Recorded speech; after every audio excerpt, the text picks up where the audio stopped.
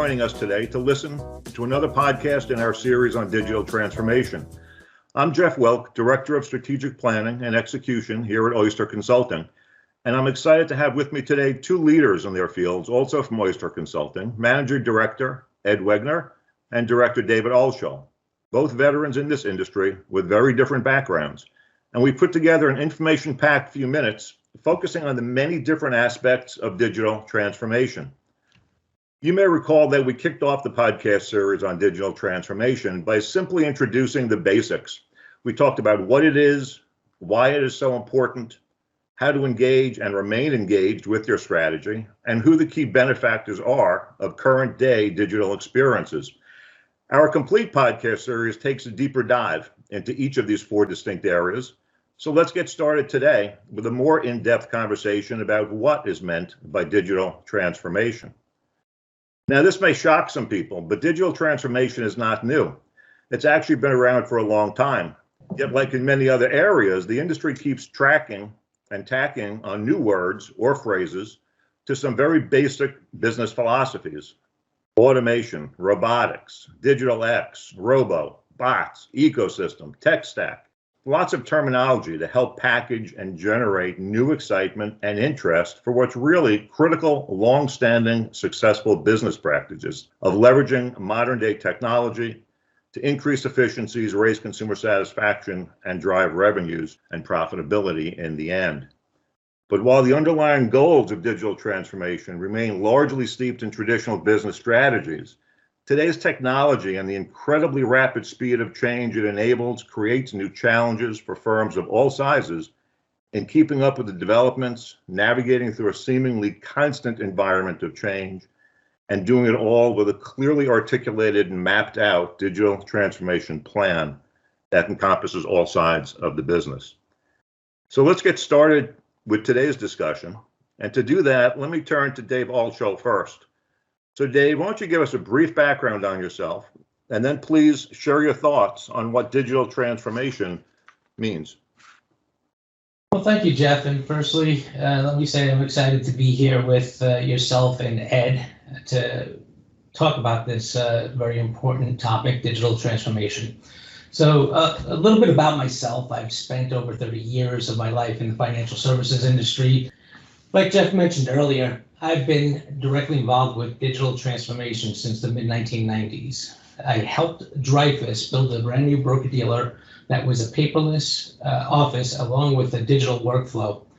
I was asked later to move across country to help manage another Dreyfus broker-dealer that was acquired.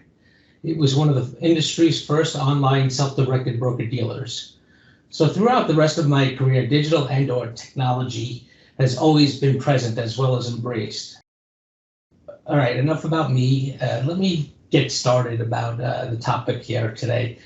What is digital transformation? Let me give you a broad definition. A common definition of digital transformation is the adoption of digital technology to transform services or businesses through replacing non-digital or manual processes with digital processes, or replacing older digital technology with newer digital technology. Finding the right partners to invest in and integrate into your business is not necessarily a cookie-cutter process. As many of you know, each business is different than the next. One thing we should always remember is that the best-in-class technology quite often does not equal the best solution for your firm. As we know in our industry, there are generally no two firms that are alike. Thus, each firm's needs may be very different than the next. It's very important when you're looking at your technology roadmap that you're finding the best platforms that will work most cohesively together and that will allow your business to scale and evolve. It's just amazing how much data flows through your firm on a daily basis. It's a colossal amount. There's a lot that can be learned by mining the data instead of just farming over it. Artificial intelligence can play a big role in your mining expeditions. You can capture better qualified leads from your CRM, as well as predictive actions and habits of your client base. Over recent years, AI-powered chat boxes have become increasingly more helpful prior to tasking humans with the more complicated needs and tasks. In a similar realm, but not quite artificial intelligence, is the utilization of robotic process automation, or otherwise known as RPA. So RPA has been increasingly becoming part of the everyday processing. The cost of RPA has become more and more affordable as the technology becomes more and more capable. This is one of those areas that will allow you to redeploy your firm's assets in areas that will grow the business. That's a great description, Dave. It's easy to see how critically important this is to every firm's future and how broad of a topic it is that needs to be planned for. But it also raises critical questions about what these kind of changes can mean in other areas of the business. Kind of what downstream challenges has digital transformation created elsewhere within a firm? Ed, let me turn to you and ask you, but first give us a brief background on yourself, and then perhaps if you could talk about maybe the top 3 or 4 areas that you've seen which constantly need to be addressed as digital transformation is planned for and implemented within a firm. Sure, Jeff, thanks. I really appreciate the opportunity to be on the podcast today. And in terms of my background, I am a managing director with the governance, risk, and compliance practice here at Oyster. I've been with Oyster for just about a year and a half now. Prior to that, I was with FINRA for 22 years. So I spent the bulk of my career as a regulator. Most recently, I was the Midwest Regional Director for FINRA and was responsible for the examination and risk monitoring programs out of the Midwest region. My take on this really comes from the lens of somebody who's been involved in regulatory and compliance issues. And when you think about the shift to a digital environment, it impacts so many different areas, as you know, we talked about earlier. And many of those areas have, important regulatory and compliance implications. Shifting to a digital platform and making a digital transformation can affect how books and records are maintained, how firms communicate both internally and with their clients, the overall customer experience and how customers interact with the firm, and the impacts on how the firm operates its workflows and the need for testing and monitoring. These are all important things that firms need to consider as they go down this path. And legal and compliance definitely isn't going to be the driver for your digital transformation, but they're going to be important partners as you go down that road. And so it's important to include them throughout the transformation. In terms of the impact on books and records, that's critical because the SEC has specific requirements for how firms maintain their records when they do so electronically. And it's important to understand the impact that digitizing records and going from a paper-based to a paperless system, the impact that that'll have on those requirements. One of the things firms should do is to make sure that they inventory all the records, whether manual, hard copy, or electronic, and understand how they're maintained and how they need to comply with the SEC's requirements. Take a look at SEC Rule 17A4F and ensure that the firm's keeping records in the manner that's required by the SEC.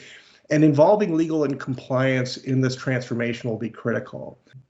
Another critical piece of this is just the way firms and advisors communicate with customers. It continues to change rapidly, and as demographics shift and clients and advisors start to expect to be able to communicate through multiple different digital platforms, it's important for firms to understand how they're going to supervise and maintain those communications. And that can be very tricky, especially just given the rapid pace of change and the new communication tools that come out.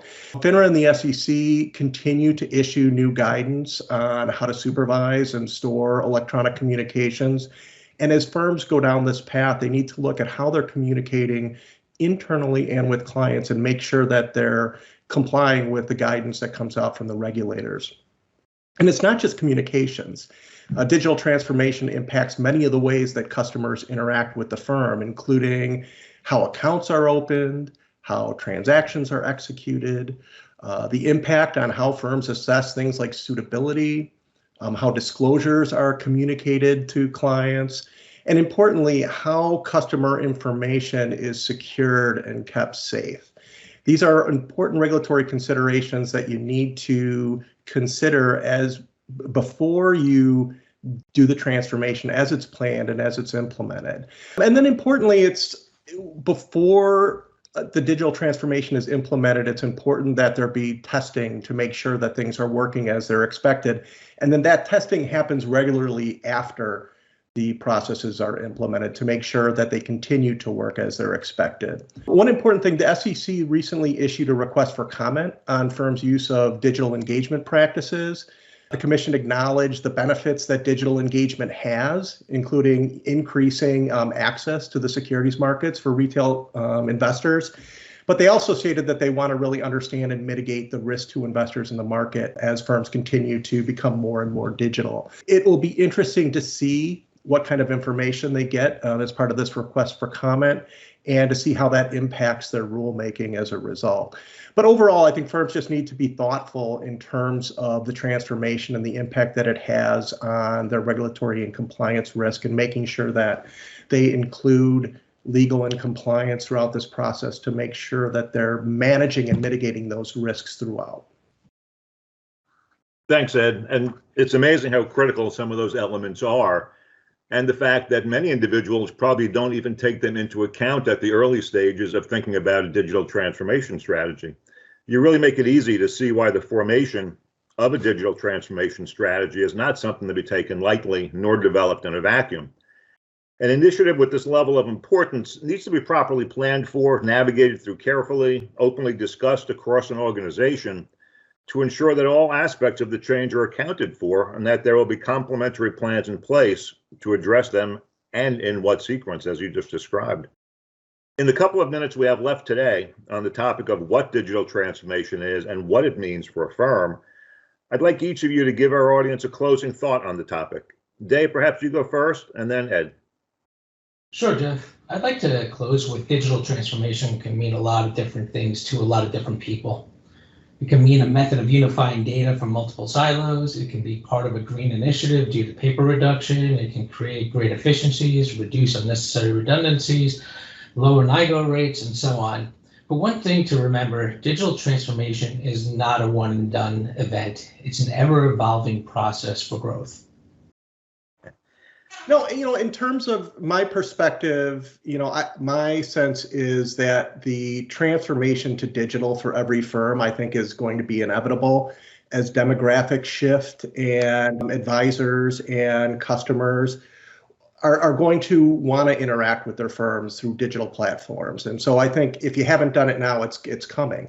The important thing is to be thoughtful about the transformation and to understand the implications that it has on the entire firm, including legal and compliance, and to assess and address the regulatory and compliance issues that come up as a result. It's important that you involve legal and compliance at the beginning of the process and throughout so that they can help manage and mitigate any of the regulatory risks that you're going to face in this transformation. Well, thank you, Ed and Dave. This was a great conversation today as we dug deeper into digital transformation. Our next topic in this series will focus on why digital transformation is not just important, but critical to every firm's future success, yet can take on entirely different scopes within each organization. We appreciate everybody taking the time today to listen, and we'll look forward to you tuning in for more. Thanks, everyone, for listening. If you'd like to learn more about our experts and how Oyster can help you on your journey to starting your own investment advisor, visit our website at oysterllc.com. If you like what you heard today, follow us on whatever platform you listen to and give us a review. Reviews make it easier for people to find us. Have a great day.